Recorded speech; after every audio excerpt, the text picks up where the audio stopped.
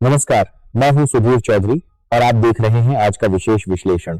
आज हम भारत के उन वरिष्ठ नागरिकों की बात करेंगे जिन्हें अक्सर चुनाव के समय तो अनुभवी वोटर कहा जाता है, लेकिन चुनाव खत्म होते ही जिन्हें सिस्टम के ठंडे बस्ते में डाल दिया जाता है।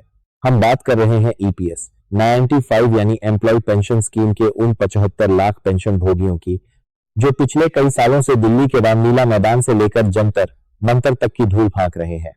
उनकी मांग बहुत साधारण है, सम्मान से जीने का हक। क्या आपने कभी सोचा है कि 1000 में आज के दौर में क्या आता है? शायद एक मध्यम वर्गीय परिवार का एक वक्त का बाहर का खाना भी इससे महंगा होता है। लेकिन आपको जानकर हैरानी होगी कि देश के लाखों बुजुर्गों को हर महीने इतनी ही पेंशन मिलती है। किसी को 600, किसी को 800, जिस बार में तो किसी को 1170। कल्पना कीजिए, जिस उम्र में दवाइयों का खर्च बढ़ जाता है, शरीर साथ छोड़ने लगता है, क्या उस उम्र में 1000 महीना काफी है? क्या यह उन बुजुर्गों के साथ क्रूर मजाक नहीं है? अब आपको समझना होगा कि इन बुजुर्गों की मुख्य मांगें क्या हैं। उनकी 4 प्रमुख मांगें हैं जिन्हें आपको ध्यान से सुनना चाहिए। न्यूनतम पेंशन। उनकी मांग है कि मिनिमम पेंशन को 1000 से बढ़ाकर 7500 किया जाए और इसे महंगाई भत्तेदार से जोड़ा जाए। Higher pension. सुप्रीम कोर्ट के फैसले को पूरी तरह लागू किया जाए ताकि जिन्होंने ज्यादा योगदान दिया है उन्हें उचित हक मिले। मेडिकल सुविधाएं।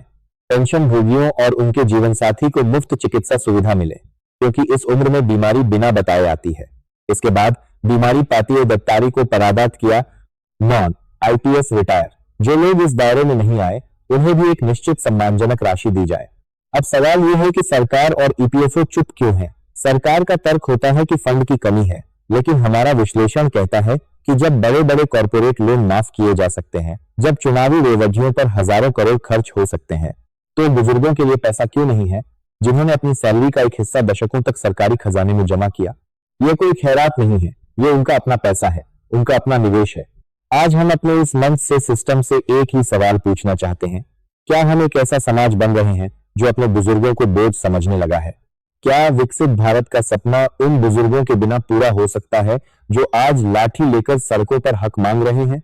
ईपीएस 95 के पेंशन भोगी आज सिर्फ पैसे नहीं मांग रहे, वो अपना आत्मसम्मान मांग रहे हैं। वो मांग रहे हैं कि उन्हें अपने बच्चों के आगे हाथ न फैलाना पड़े।